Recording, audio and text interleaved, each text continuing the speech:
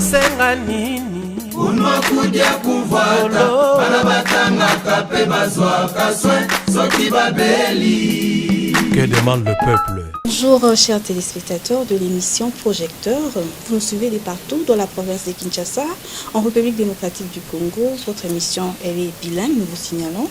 Donc Tokoloba Lingala na français. Et sur ce plateau, nous recevons pour vous Monsieur Yannick Sisila Manzanza, que vous allez suivre et nous allons revenir juste. Nazanga Mouti na plateau, je suis accompagné de mes deux confrères. À ma gauche, le présentateur le plus, moi que j'appelle le plus charismatique. Donc, à ma droite, monsieur le DG de Fidelity Magazine, monsieur Daniel Kabamba, venu de suivre le portrait de notre invité. Je m'en vais tout de suite les saluer. Bonjour, monsieur Yannick. Bonjour, madame. Vous êtes analyste politique, comme nos téléspectateurs viennent de le suivre. Sur ce plateau, nous allons parler des questions de l'heure, mais un peu comme Malinola, pour l'actualité, pour de la paix, du bilan et à chef de l'État, pour de la gratuité. Il y aura tellement de sujets avec nos confrères qui sont avec nous ici, autour du plateau pour débattre ensemble. Voilà, il y a cette Sobiano, qui s'est de retour dans le milieu des paix. Voilà, on tourne en arrière de ces amis, qui va être 3 ans après le mandat du chef de l'État. Pensez-vous que son bilan soit positif? Merci beaucoup, madame, pour le retour. Par rapport au bilan du chef de l'État, je peux dire que ce n'est pas vraiment positif parce qu'il y a encore beaucoup à faire. Mais je tape fort pour dire que le chef de l'État avait quand même quelque chose de bien. Vous savez, dans ce pays, c'est la première fois qu'on puisse apprendre qu'il y a eu des tournements et la personne était arrêtée. Depuis à l'époque, le président Mobutu, c'est une chose qui n'a jamais existé. Déjà, c'est un pas, un grand pas même, je peux dire, dans notre pays, la RDC, d'avoir ça. Mais il y a encore beaucoup de choses que le chef de l'État doit faire. Mais je crois en lui et à ses projets, à ses idées, qu'avant que l'année puisse prendre fin, il y aura quand même encore une autre chose qui va arriver. Voilà. Vous êtes quand même analyste politique, leader. La Niki est que c'est un peu lecture. Cette lecture par rapport à un mandat où il y a 3 ans, au chef de l'État sali déjà, c'est vrai que c'est 5 ans, dans 3 ans où il y a sali, que c'est une lecture où il y a en tant qu'analyste politique. Lecture on a sali en tant qu'analyste politique, dans le baquet, en Konzamboka, Azo Bunda. Le mal est que Azo Bunda plus Yemoko. Et tout autour on a eu gouvernement pour là c'est selon moi, c'est une analyse. Et je sais le mon côté. Et bien, on Konzamboka pose une vision. Il y a repris ça mot qui tient pas au chef du gouvernement. Et mais ceux qui tout travailler chef de l'État, comme maîtriser le chef de l'État. On a besoin de qui va beaucoup se s'amuser. Mais la 3e chef de l'État, je peux dire, je peux même ajouter parfois ce qu'il avait dit. Que la Camerounais a pour ça déjà aidé, mais il a fait quand même quelque chose de bien pour nous encourager, pour le bailler pour détourner le monde. Déjà le camarade social, il y en a nous ça par la grâce de Dieu, on a un projet au hasard il y a 145 territoires et on va se retrouver. Et puis, vous savez que ça m'a belé. Pour vivre bien pour la prochaine génération. Donc vraiment, dans 3 ans, il n'y a pas grand chose, mais il a quand même fait un tout petite chose là, et relaxer, qui a la volonté, mais sauf que son entourage, ça sentit, et ça me fait vraiment. Le bien c'est ici là, où tu peux le battre. 3 ans là, il a de l'État, il a mais na kolobanayo pesi takisamora bien kolobeti entourage na continuité et je pêche à proportion proposition nini au pesa na mokonzi azula ndolelo na koloba bwende ko Eric moni mokonzi mboka aza mutu akosenga plus na mokonzi mboka ayeba ko changer entourage, c'est-à-dire moni même akomi lobby ceux qui c'est-à-dire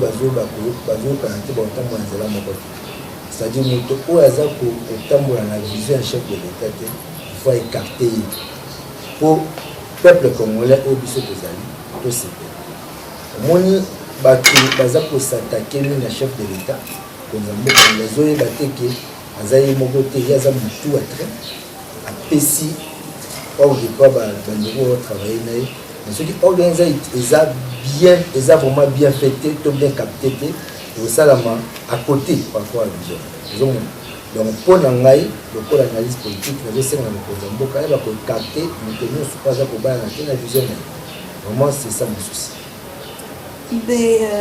nalandi na boke mingi mais tozomona mpe chef de l'état bapromese asali eza ya ebele mais population moningominu koyimayima azopesa bobe bapromese ebele mais réalisation ya bapromese wana tozomona mama ayebiso eloko moko même ata mpo bala mwasi eza na promese c'est-à-dire eyebisi fiancé na yo to copine olobi ke nasepelaka na yo balingi na bala eza promese esalamaka au fur et à mesure ke bozobala na motu mpo eza koétudie mokonzi ya mboka bien sûr asalaki bapromese ya mokie azokokisa ya ebele eza ke à la longue akokokisa yango aza motu amoni mokonzi ya mboka ndeko kozwa charge ya monene lokola RDC eza facilité mais il a de très bonnes idées na volonté malamu aza nango mpona kokokisa eloko eza mpe ngana koloba mingi eza eloko eza koempêche eza omoni mokonzi ya mboka koki koloba omoni soki olobi il faut bato oyo baza na yo bayeba korapele eloko olobaki parce que oza moto kobosana mais soki oza na bacolaborateur baza korapele mokonzi ya mboka olobaki ke ete na kotonga po moko boye to na kobongisa baekole soki baconseiller na ngai bazoki rapele ngai te na kokota na projet mosusu to koloba eloko mosusu par rapport oyo na kometaki mais soki barapele ngai yango ekosalaki na compris d'abord projet to promesse oyo nasalaki avant nakende eloko mosusu donc yango nazosenga yango nazoloba ke mokonzi ya mboka bien sûr azopesa baprojet mpe aza na baambition aza na vraiment na capacité ya kosala mais bato nde oyo baza na mokonzi ya mboka bazosunga ye te pa kokisa donc eloko mpo na ngai azoba eloko soki ezosalamaki mokonzi ya mboka akokisa promesse na ye te c'est parce que bato baza na ye bazoyede te pa kokisa po mokonzi ya mboka ata kose retrouve akolongwa ye moko akei po atonga po akolongwa te ye moko akei po atoma ekole non apromete parce que amoni ke esenga moko ezali mais bato biso toza na ye il faut te bakosuna ye po eloko wana kokisa. On avait une question de curiosité. Aujourd'hui, 3 ans est déjà passé. Il nous reste environ une année et quelques mois. Donc l'année 2023, c'est une année électorale. Êtes-vous sûr qu'aujourd'hui, dans une année, que toutes ces promesses seront réalisées? Négodéric, le retour pour le Bahawa, on a lancé projet à 145 territoires. Projet wana na rassuré yo. Oui, c'est possible. Même à comment le tout est possible de toi. Je vais dire aux gens oui, quand il m'a fait plus à la Misala. Cassit, Misala, moi, ils ont banné si on a 145 territoires. Au monde à qui, bande de Kébélé, au Canada. Mais bande de Kébélé, tu m'as créé une opposition au Canada. Naï, Ndeko, vous au moins de Koyani, je soutiens le chef de l'État. Lui, pas Nathalie que non gouvernement je chef de l'État et sa vision et je crois en lui ce qu'il dit. Voilà pourquoi je le soutiens. Naïbi qui est dans 145 territoires projets les amis ils a déjà lancé et Naïbi qui est mon malade mon salle un peu tout le monde va conduire et va au Canada. Espérons que tu tombes na problème à 100 jours. Ndeko omoni na bosenga pe na chef de l'État omoni eloko kopesaka mabi eza boye soki totie baauditeur te po bayeba kolandela baprojet eza kosalama eloko moko kosalama te congolais amesenaki moyibi omoni eloko eza koboma kongo eza nini eza kimoyibi c'est-à-dire na ye mpo nazwa mbongo natia na poche na libenga na ngai mais nazotala te peuple congolais eza kosouffrir parce que ceux qui le peuple congolais ont le mboka ils ont le mboka pour nani parce que bazomona ke bazolala nzala misala ezali mais ceux qui un projet à 145 jours, 145 territoires où on a lancé. Et que nous avons lancé, et nous avons quitté sur le terrain pour nous faire la misala. Et na simana bango sabango bayeba eza na équipe moko ya bodité eza kokita pona kolandela misala wana pe kopesa rapport direct pa mokonzi mboka komona ke projet ya 145 te kosala pe batobela pe mais soki batotie équipe moko te comme bodité parce que ngai naza je suis un économiste nayebi makambo nayoba par rapport au but soki totie équipe wana bokomona ke misala ekosala mabie pe wakomeka koyiba bakokanga ye. Donc vraiment on sait elle va monter vraiment une stratégie pour ça projet à 145 territoires et ça la mamalamu et que nous tient souk parce que 2023 les années électorales les actes d'électoration ont monté et là on ça maquiller ça année au dé par ça là vraiment on a aussi il est koyanik yamboto kota na mituno msusu na lingi opesa biso na lingi par rapport à projet à 145 territoires. Olobi yambaloyo bato bakozala yambaloyo makambo kotambola malamu. Mais pona nini bambula oyo nyonso misato uti kolekana botikala kozwa likanisi wana te ya que to sala oyo sengeli po te peuple congolais se retrouver bozeli kaka 3 ans de kana et beaucoup boya koyebisa biso na mbula libale etikali de makambo nyonso kokende malamu. Moni on ne peut pas côté qui est la majorité au bout c'est la moitié qui est majorité ensemble fallait abandonner d'abord koluka façon qu'on a gagner comme majorité puis à comme majorité juste en 2021 c'est-à-dire à Bundi les équipes facile pour n'être là ministre au bazala qui en ngambo ya opposition pendant qu'on diriger il y a facile pour nous. Mais Nazar Kondimake, c'est comme ça bien parce que vous avez majorité. Puis en 2023, l'élection vous avez majorité. Donc le projet nous sommes là comme ça. Dans 3 ans passés, bien sûr, vous avez une majorité. Donc on a beaucoup Bundi, tout comme majorité. Toujours qui est malin, mais pour accomplir la promesse pour le projet Madame Moisana. Donc le gouvernement les Koyani, au lobby, il est en majorité. Parce que le projet qui est généraux de Komona m'a procès par-ci par-là. Si vous avez besoin de majorité, le projet à Chilgelou, non mais c'est pété. Les a bossala. Tous les gens comme Matina Souk. Ceux comme Matina Souk, on a tout pour le marché malamu. Mais ceux qui te roulent pour comme nous na Souk, on a été que tu as la réponse pour moi malhonnête. Et comme Matina Souk, ceux qui ont dit que pour qui s'habiter, tu as on a bien qu'on a pour le baquet non. Moto o la doit qui m'ont pour la projet à Chilgelou bakangaï. Parce que ngai naza contre kuiba mbongo ya leta ngai ya miki Cécile Manzanza naza contre ya mbongo toza wana pour kosunga chef de l'état que peuple congolais qui est sepela mandat na ye qui est malamu asala deuxième mandat na ye et si là pe moto mosusu aya a continuer la vision au mokongo ka botika ezala bien pour le peuple congolais total la te ba poche na biso total la te ba basi na biso to ba na biso total la peuple congolais oyo apesa ki biso confiance donc le gouvernement tout est là le unique question encore ya batali ko tuna ndela yili ba lobi les hommes de la marché de l'état on se souvent le dit que en 3 ans là le bilan est largement négatif pour être à la fin de temps concentré terre va na mboka na ye toujours mbembo le quoi mtumoro a gati kibaku mais mon souci en direct il n'est pas le but le président a aussi sous l'image de Sika où il a dit qu'à la temps on a beaucoup na mboka Congo la minorité d'Afrique a joué une africaine la Nicolo pour les 2 ou 3 jours a commis la CAC et le Koya a rejoint Sadek. Yo en tant qu'analyste politique, et tout ce de Robert va au communicateur et à président de la République. C'est un communicateur qui est président de la République. En tant qu'analyste politique, il a fini au sein la Mao et Batini Mituna. On a collaboré. Moni chef de l'État à Zamoto. D'abord, total admiration de Mbogo Komaki. tozalaki susu na collaboration malamu te na bandeko mindele. Voilà pourquoi bandeko kosala tour wana mpona kozongisa coalition to bolingo wana, parce que ndeko Derrick pour le Congo ekende malamu il faut tozala toujours en relation na États-Unis, na France, na Belgique, na bamboka na nyonso. Voilà pourquoi bandeko kosala batour wana nyonso mpona kobongisa nzela malamu mpo makambo esalama malamu.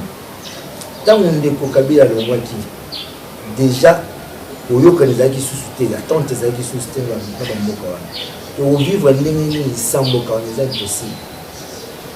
RDC eza pays sous-développé, donc c'est-à-dire il faut collaborer na bango mpo makambo esalama malamu. Voilà asali bato wana sikoyo tokoki koloba te RDC eza koyokana malamu na bamboka wana nyonso.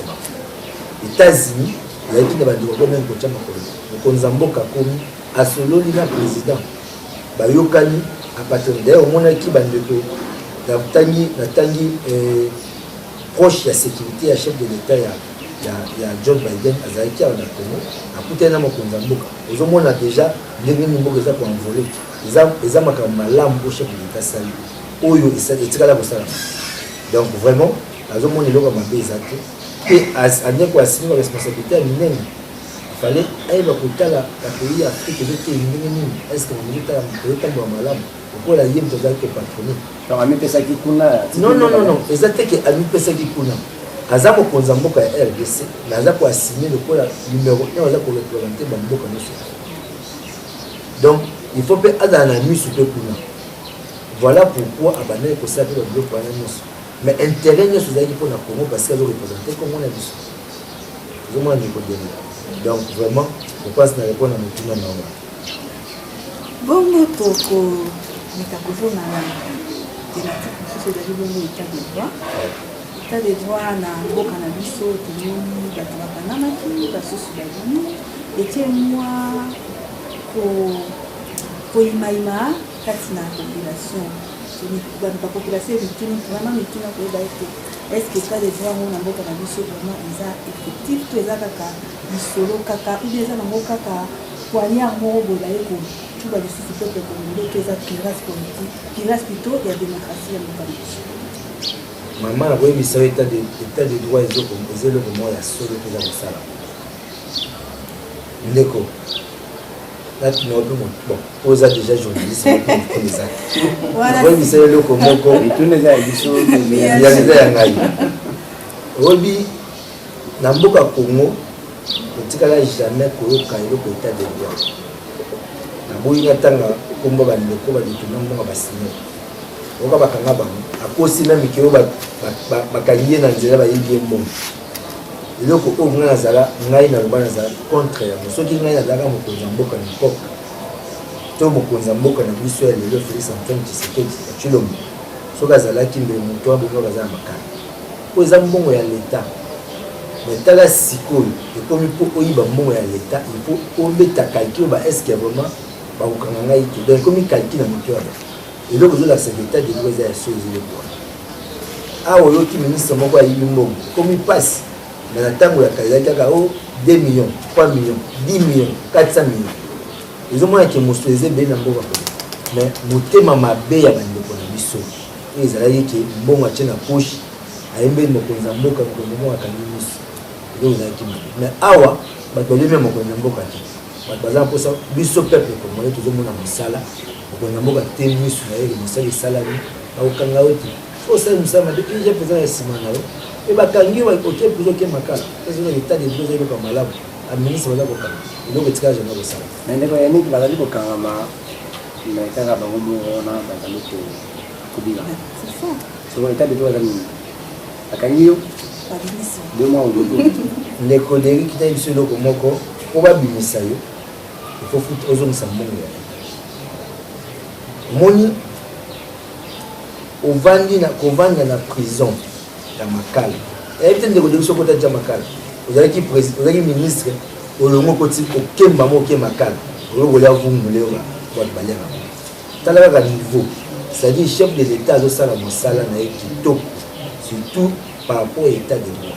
Eza eloko moko ya malamu oyo ngai na lobeta sete koloba ete mosala wana ezosala malamu kitoko et je le félicite même parce que eloko ntisa kosala mate po soki bakangi yo bandeko bakangami basali bane na prison makala etika kosala mate mais mpo babimisa ye mosusu atake azongisi mbongo ya leta po bakobimisa ye bongo te babimisa bongo te sa afuta mbongo ya leta po mbongo ya leta po ezonga na kesi ya leta voilà soki omoni abimi seka afuti mbongo soki abimi te kolanda koloba na yo eli koloba ete bakongolais bayeba lelo basosola ete baoyo nyonso baza libanda ya makala bayebi na kozongisa mbongo ebele bazongisi bambongo ebele mpe babimi parce que baza malade basengi na leta liberté provisoire au moins liberté provisoire chef de l'état otemela eza mpe droit ya moto asengi liberté provisoire na bavoka na ye bata leta na ye bamoni keno ifa bima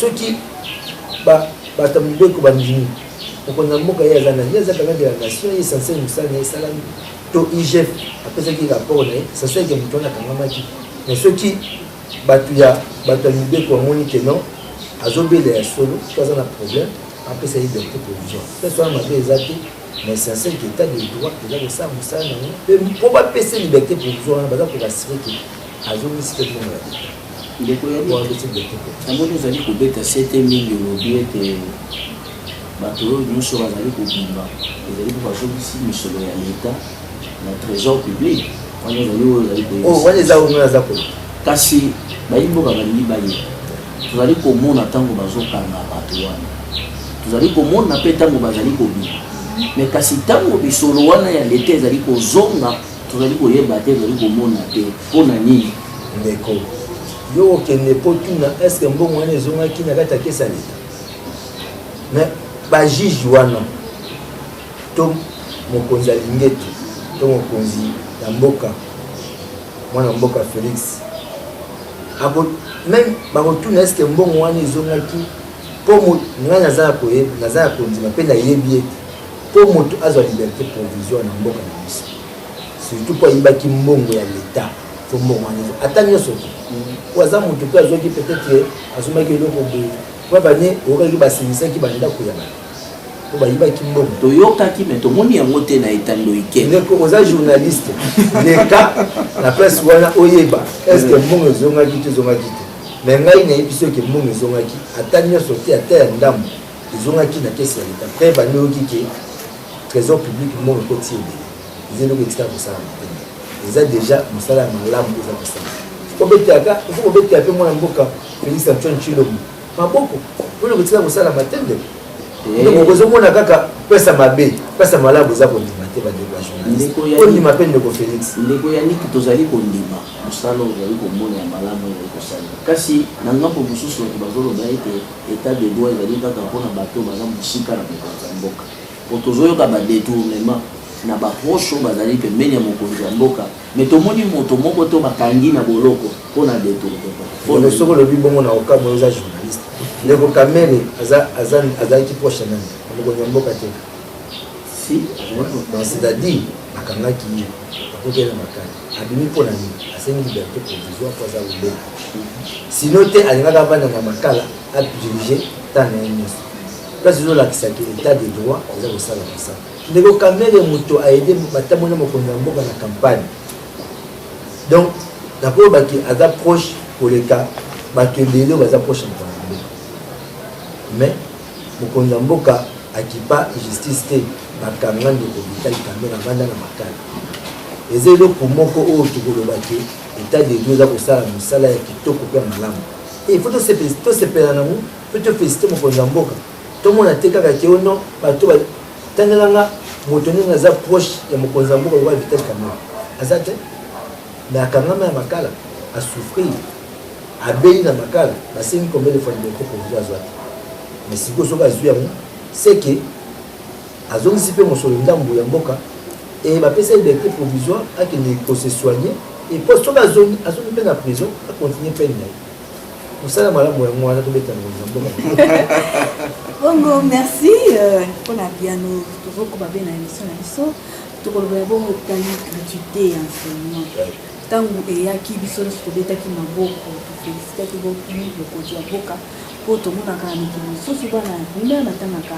fele biso ezalaki mwa kokoso bachele balobaki ebele bana bapiklasité bamosusu babimi na balabala gratuité enseignant elie mais tomoni mpe gratuité enseignant mpe ezalaki mpe mwa échec nayebi te na ngambo na yo ebo eza ministre politique okoloba ezalaki réussite to échec po population elobi eza échec ndeko mpona gratuité ezalaki réussite mingimingi na poke ya loli bakomi asalaki mwa mosala na ye mwa réussite ezalaki akangamaki mpona bon preuve mpe ezalaki te kayebaki mosolo ya leta yango omona bimaki mais asalaki quand même mosala ndenge na gratuité to omonaki bandeko batangaki ya ofele mais na mwana mboka tomi mwa namoni ke mosala wana ekoki na ye te asali wana elobi ngai asali eloko moko te preuve ane mpona ngai nazoyeba sikoyo gratuité esimbi te parce que bato bango mofuta bapasa ngola mais na époke eloli bakonga bato bafuta mbongo toyoko bato na époque na ye aosisaki kosala eloko mama mbongo eza ebele na mboka po réussite eza minene na mboka ezokotisa mbongo parci donc soki tokanalize mbongo bien baenseignant bakofuta bango bien mpe gratuité kosala na malamu makambo wana esala soki moto ayebi mosala te ndeko tolingi aza avocat azongaki avocat aluka moto mosusu asala mosala aza mpe ndeko député azonga na assemblée nationale moto oyo ayebi akosala moni ndeko wuli bakongo asalaki mosala malamu place wana foto félicité asalaki mosala malamu gratuité ezalaki ivc à son époque maintenant là gratuité esalami te ya malema oyo abandaki yango kofuta na école publique fondation ya nik esali makambo ebele nde nalobaki yango bao bakondima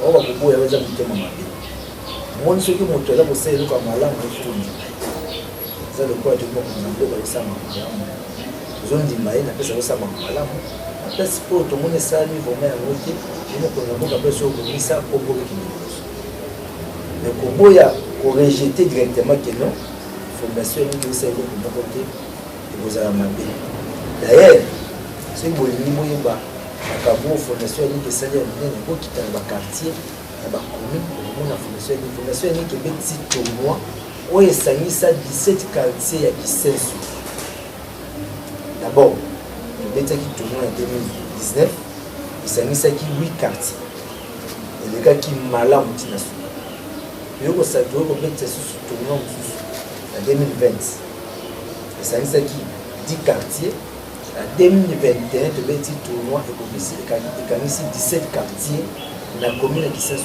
po kisenso eza na 17 quartier tosangisi bango nyonso mpo bande koyoka na te makambo bakomina tobengisi bango tosoli na bango tobi fondation ya miki eza kosangisa bakartier nyonso ya commune ya kisenso mpona bisano ya ndembo ya bale esangani tobeti na bango bale ti tosisaki na moi je pense mois octobre comme ça esili malamu bato nyonso asepeli mpe opesi bato bakado eleki malamu mpe esili malamu donc c'est-à-dire fondation esali makambo ebele na kisenso toza na baforage oyo tofana na kisenso eleka meme na baitano moke babamona yango osali baforage ebele na kisenso osalaki émission moko mpona nzela oyo ezosala mpasi ozoya koempêche bato baleka bakende campus to bakende en 30 nzela oyo ifo ebanda kotia batepeti ebima ya campus na internet tosali yango mpona kota fondation c'est-à-dire baémission tozosala ezaka mpona kointerpele bakonza mboka ke babosana nzela wana te nzela wana eza très important eza d'ailleurs basecondaire oyo tozosenga basala mpona kosunga toujours ke moto ala na facilité ya kokoma esika moko songo tokaka mpe mpoma beli wana eza kobebisa bandako ya bato ataka bakekei bato bango kovanda libanda mpona ndako mpo libebisana donc vraiment fondation esalema mibele oyo eza komonana eza palpable bato bamoni yango mpe bato basepeli ao bakoboya etali bango na nzambe mosusu eza kosala kokana misu maboko te. Moi, j'aimerais savoir votre plan d'action par rapport pour sortir ces jeunes-là de la pauvreté, du chômage et Luna. Et après ça, notre confrère va reprendre le relais. Merci madame. Vous savez, la colonne dans notre pays, c'est parce que les gens manquent d'emploi, les gens manquent quoi faire. Voilà pourquoi il y a trop de colonies. Et si seulement aujourd'hui commence à donner les gens de travail, il n'y aura pas de problème. Dans notre fondation, nous faisons beaucoup de choses. Et maintenant, là, cette année, on va faire plus que ce qu'on avait fait l'année passée ou les années antérieures. Première chose, ce qu'on va faire cette année, on va commencer maintenant à montrer aux jeunes garçons comment conduire et réparer les véhicules. Nous avons déjà des maîtres qui sont disponibles pour les lancer au Baya à Banamosala. Moni soki lelo bandeko na biso ya mibali ayebi kokumba azuma kete na komi kobula aotika na makolo na soki azwi kete te azali mpele kwa kolia omona lobi ta polo bazwi bichette amui kokanga bato na nzela koza eloko po alesa mwasi to bana to alesa pe famille koza bandeko misu ya mibali baza basa bakulu nanga baza baparents mpe baza bato balesaka peut-être papa to mama na ye batikala na ye to bandeko ne ya basi to mibali donc azoluka façon pour survivre ye na bandeko na ye mais na fondation toza kooriente bango autrement olia sa ya kikuluna kolakisi ye kokumba motuka kolakisi ye koma korepare motuka na bandeko basi tozolakisa bango ndenge batomokaka bilamba parce que chemise ndeko kobola te kitoko eza moto atongaki yango donc soki moto ayebi kotonga akotonga roba malamu chemise ya malamu mpe tosombi azwi mpe mbongo atie na poche na ye e asungi mpe libota na ye kuluna ekozala lisusu makasi te kodiminue mpe bato bakotika mpe chômage ekozala lisusu te eza mwa projet oyo fondation eza kotia mpona ne 2020. Voilà, n'étant pas seul sur ce plateau, j'étais accompagné des confrères de la RTC2 et le DG de l'île, Daniel Kabamba. Je crois que prochainement, on sera toujours ici ensemble. Tiffany Kayaya et je vous dis merci et on se voit à un prochain numéro. Restez fidèles.